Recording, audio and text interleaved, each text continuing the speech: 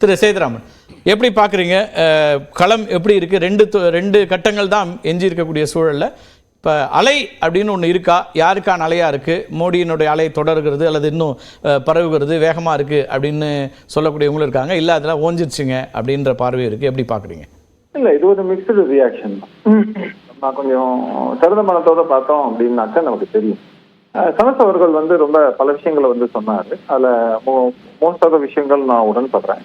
அதே நேரத்துல நீங்க வாக்கு அப்படின்னு நம்ம சொன்னா வாக்கு சதவீதம் பாஜக north India versus south India அப்படின்னு எடுத்தீங்கன்னா, பொதுவா நார்த் இந்தியால 2 வருஷம் ஆட்சி செஞ்சிருக்காங்க. அங்க என்னென்ன நலத்திட்டங்கள் மக்களுக்கு கொண்டு போய் சேர்க்கப்பட்டிருக்கு, இந்த ஆஸ்பெக்ட்ல எல்லாம் ஓட்டை அதிகப்படுத்துவது அப்படிங்கிறது ஒரு ஆஸ்பெக்ட். அப்படி இல்லாமல் 2 வருஷம் ஆன்டி இன்கம்பன்சி, அதுல ஏதானும் ஒரு நெகட்டிவ் இம்பாக்ட் இருக்குமா அப்படிங்கிறது இன்னொன்று. ஸோ அதுல உங்களுக்கு வாக்கு சதவீதம் ஒருவேளை குறையும் அப்படின்னு வச்சீங்கன்னா கூட அது சீட்டு இதுல எந்த வகை தாக்கத்தை ஏற்படுத்தும். ஒரே ஒரு உதாரணத்துக்கு சொல்றேன். General VK. சிங்க இந்த வாட்டி நிக்காம இது பண்ணி அவாய்ட் பண்ணிருக்காங்க. ஆனா 3வது முறை நின்று தான் நிச்சயமா அவர் வெற்றி பெற்பாருங்கிறது யாருமே மறுக்க முடியாது. ஆனா அவரு லாக்ஸ் கணக்குல இந்த வாக்கு வித்தியாசத்துல அவர் வெற்றி பெறாரு, லட்சக்கணக்கான வாக்குகள் வித்தியாசத்துல. ஆனா புதுசா நிற்கக்கூடிய இன்னொரு கேண்டிடேட் அதே கான்ஸ்டிடியூன்சில எடுக்கிறாங்கன்னா நிச்சயமா வெற்றி பெறுவதற்கு வாய்ப்பு இருக்கு. ஆனா அதே அளவுக்கு இடைவெளி இருக்குமானா இருக்காது. சோ உங்களுக்கு வாக்கு சதவீதம் குறையலாம், ஆனா அந்த சீட்டு நிச்சயம். சோ நம்ம அதை ஒரு பக்கம் பார்க்கணும். இந்த மாதிரியாக பல இதுல அதுல ஒரு சில இடத்துல நேரோ கேப் இருக்கக்கூடிய இடத்துல ஒருவேளை போகுமா, அது இந்தியா கூட்டணிக்கு சாதகமா இருக்குமா, இந்த மாதிரியான ஒரு விஷயங்கள் இருக்கலாம். சவுத் அப்படின்னு பாத்தீங்கன்னா அதே மாதிரிதான் பாஜகவுக்கு ஓவரால் உங்களோட ஓட் ஷேருங்கிறது பெருமளவுல கூடும். நார்த்ல எந்த அளவுக்கு அவங்க குறையுது அப்படின்னு நம்ம சொல்றோமோ அந்த காம்பன்சேட் பண்ற மாதிரி சவுத்ல கூடுவதற்கான வாய்ப்பு இருக்கு. ஆனா அதுல எத்தனை திரும்பவும் சீட்டுகளாக மாறும் அப்படிங்கிறது இன்னொரு கணக்கு. இது நம்ம இப்படியும் பார்க்க வேண்டி இருக்கு அப்படிங்கிறது தான். இதுல 2 ஃபேக்டர் இருக்கு. இப்ப நீங்க கடந்த காலங்கள்ல பாத்தீங்கன்னாக்கா 2014 18 வயசு இதுல ஓட்டு போட்டவங்களுக்கு எல்லாம் இன்னைக்கு 2 டேர்ம் கழிச்சு வயசு 28. அவர்கள் மாணவர்களாக இருந்தவர்கள் இன்னைக்கு அவங்களுக்கு கல்யாணம் ஆகி ஒரு ஃபேமிலி தான் இருப்பாங்க. அந்த மாதிரி அவங்களுடைய மனநிலை எந்த மாதிரி மாறி இருக்கலாம். 2019 அப்போ 18 வயசு இருந்தவங்களுக்கு இன்னைக்கு 23 அப்படின்னா அப்பதான் கல்வியை முடித்து விட்டு அவங்க கிரவுண்ட் ரியாலிட்டி, அவங்களுடைய வாழ்வாதாரம் சம்பந்தப்பட்ட விஷயங்கள் வேலையா இருக்கலாம், அதுல என்ன மாதிரியான ஒரு தாக்கம் இருக்கு. இதுக்கு இடைப்பட்ட காலத்துல அவங்களுக்கு மக்கள் இருக்கக்கூடிய மற்ற இவங்க சொல்லக்கூடிய ஃபார்மர்ஸா இருக்கலாம், மற்றவங்களா இருக்கலாம்.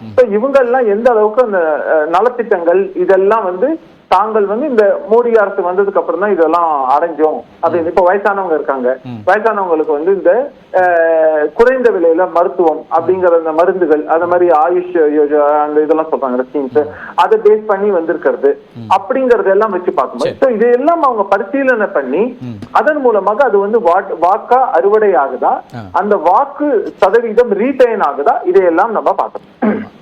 அதே நேரத்தில் 10 ஆண்டுகள் ஆட்சிக்கான ஒரு மேண்டேட் அதை தான் அலசி பார்க்கறாங்க லார்ஜ்லி அப்படிங்கிறீங்க. ஆமா, அது ஒரு பக்கம். இன்னொரு பக்கம் நீங்க என்னதான் சொன்னா கூட சென்டிமெண்ட் பாலிடிக்ஸ் அப்படின்னு சொன்னா ஒரு லெவலுக்கு மேல மக்கள் 2 டேர்ம் நீங்க ஒரு சென்டிமெண்ட் ஆஸ்பெக்ட்ல பேசலாம், 3வது டேர்ம் அது எடுபடுமா அப்படிங்கறது அதுக்கு ஒரு லூக்வார்ம் ரெஸ்பான்ஸ் தான் இருக்கும். இதுல இந்த ஃபேக்டர் அந்த ஃபேக்டர்ங்கிறத நான் சொல்ல விரும்பல. பட் பொதுவாகவே அது அதுக்கு பல காரணங்கள். எமோஷனல் இஷ்யூஸா அதை எப்படி பார்க்கலாம்? எமோஷனல் இஷ்யூ நான் சொல்லக்கூடிய நீங்க அதே எமோஷனல் இஷ்யூஸ் நீங்க 3 வாட்டி எல்லாம் கொண்டு எல்லாம் போக முடியாது அப்படிங்கிறது எல்லாமே இருக்கு. ஆனா அதையும் தாண்டி நீங்க பார்க்கக்கூடிய பல விஷயங்கள் அப்படின்னு பார்த்தோம்னா இப்போ நம்ம கர்நாடகாலயே பார்த்தோம். கர்நாடகால அந்த ஃபர்ஸ்ட் பாரத் ஜோடோ யாத்ரா அது போனதுனால அந்த இதை தாக்கம் இருந்தது. ஆனா அதே நார்த் பக்கம் போகும்போது அங்கெல்லாம் எலெக்ஷன் நடக்கும் போது இந்த பாரத் ஜோடோ யாத்ரா ராகுல் காந்தி போனதுக்கான தாக்கங்கள் குறைவாக இருந்தது. ஆனா கர்நாடகால இது ஒரு இம்பாக்ட் இருந்தது அப்படிங்கறத பார்த்தோம்.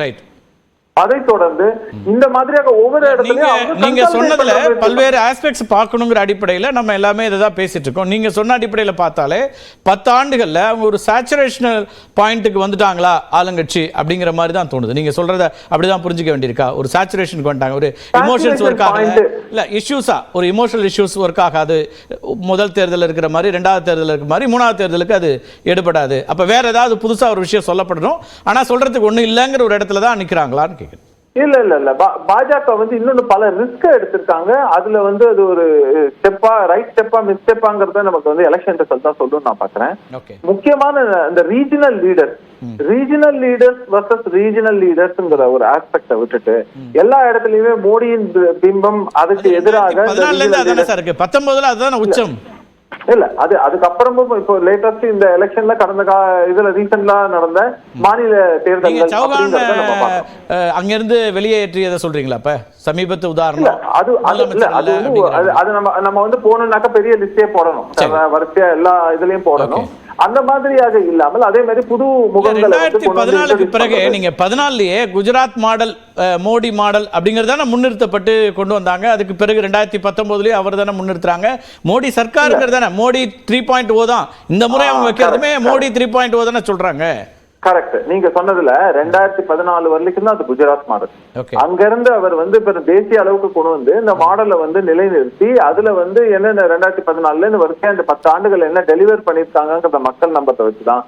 இது வந்து பாஜக சொல்லக்கூடிய இடத்துல இருக்காங்களான்ற அடிப்படை கேள்வி வைக்கிறாங்க. சொல்லிட்டு இருக்க முடியாது. அதான் குஜராத் மாடலுக்கு பிறகு இப்ப இந்தியா மாடல் இல்ல பிஜேபி மாடல், இந்தியா மாடல் அவங்க சொல்ல முடியாது, அதனால பாஜக மாடல் அல்லது மோடி மாடல் ஏதோ ஒரு மாடல்னு சொல்லி தானே அதை எடுத்துட்டு வர. அப்படி ஒரு மாடலை சொல்றதுக்கு ஏதாவது இருக்கான்னு கேட்கிறாங்க எதிர்க்கட்சியில். அது இல்லாததுனாலதான் மீண்டும் மீண்டும் முஸ்லிம் இந்து இந்த விஷயங்களை ஹைலைட் பண்ணிட்டு இருக்கிறாரு. அல்லது காங்கிரஸுடைய தேர்தல் அறிக்கையில இது இன்டர்பிரேஷன் அதிகமாக கொடுக்கிறாரு, வெவ்வேறு விஷயங்களை சொல்றாரு, உண்மைக்கு மாறா சொல்றாருங்கிறதெல்லாம் எதிர்க்கட்சி வைக்கக்கூடியதா இருக்கு. அப்ப அந்த சேச்சுரேஷனும் அல்லது அவருக்கு புதிதாக சொல்றதுக்கான நரேட்டிவும் இல்லைங்கிற இடத்துல இருந்து அலை இருக்கா இல்லையா அதான் நான் கேட்கிறப்ப. இல்ல ஒரு விஷயம் அவர் வந்து என்ன சொல்றாருனாக்கா, ஒரு உதாரணத்துக்கு நீங்க வந்து இந்து முஸ்லிம் விவாதம் அப்படின்னு சொன்னீங்க. அவர் வந்து சொன்ன ஒரே விஷயம் என்னன்னாக்கா ஊடுருவல்காரர்கள்னு அவர் சொன்னது அது ஒரு இடத்துல இல்ல சார், 15 இடத்துல அவர் பேசுறாரு, 15 ரேலியில பேசுறாரு, 20 ரேலியில பேசுறாரு. நீங்க சொல்றது ராஜஸ்தான்ல முதல்ல தொடக்கத்தை சொல்றீங்க, அதுக்கு பிறகு பல கட்டங்கள் அவங்களோட இருக்கக்கூடிய நட்பு உறவு பத்தி சொல்றாரு. அப்புறம் அவங்கள வந்து இவங்க அப்பீஸ்மெண்ட் பாலிடிக்ஸ்ல எடுத்துட்டு போறாங்கன்றாரு. அதுக்கப்புறம் முஸ்லிம்களுக்கு இடஒதுக்கீடு அது சரியா ஒரு மத ரீதியான இடஒதுக்கீடு அப்படின்னு பல விஷயங்கள் பேசப்பட்டுச்சு. Very good.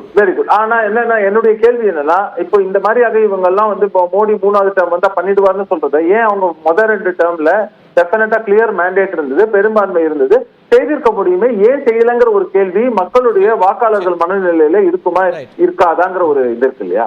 அதாவது எதிர்த்தரப்புக்கும் சொல்லக்கூடிய வாதம் என்னன்னா, இதையெல்லாம் வைத்து இந்த சிறுபான்மை வாக்குகளை வந்து கன்சாலிடேட் பண்ணி அதை அறுவடை செய்யணும்னு நினைக்கும் போது அது எந்த அளவுக்கு பலன் கொடுக்கும் அப்படிங்கிற ஒரு பாயிண்டும் வரும். அப்போ அது வந்து பாஜகவுக்கு சாதகமா பாதகமாங்கிறத நம்ம பார்க்க போறோம். ஏன்னா கடந்த முறை மேக்சிமம் கன்சாலிடேட் பண்ணிட்டாங்க. இருந்தாலும் இந்த முறை கூட இப்ப நீங்க சொன்ன மாதிரி ரீஜனல்ல கடைசியா ஒரே ஒரு விஷயத்தை மட்டும் சொல்லிடுறேன். பகுஜன் சமாஜ் கட்சியும் அதாவது பிஜேபிக்கு எதிராக பகுஜன் சமாஜ் கட்சியும் சமாஜ்வாதி கட்சி இந்த 2 கட்சியும் சேர்ந்து வந்து ஒரு இடை தேர்தல் போட்டிட்டாங்க அப்படிங்கறத பார்த்தோம். அங்கேயே அவங்களால ஒரு பெரிய தாக்கத்தை அந்த சமயத்துல ஏற்படுத்த முடியல. அப்படிங்கும் போது எல்லா முக்கியமான ரீஜனல் பார்ட்டிஸ் இருக்கக்கூடிய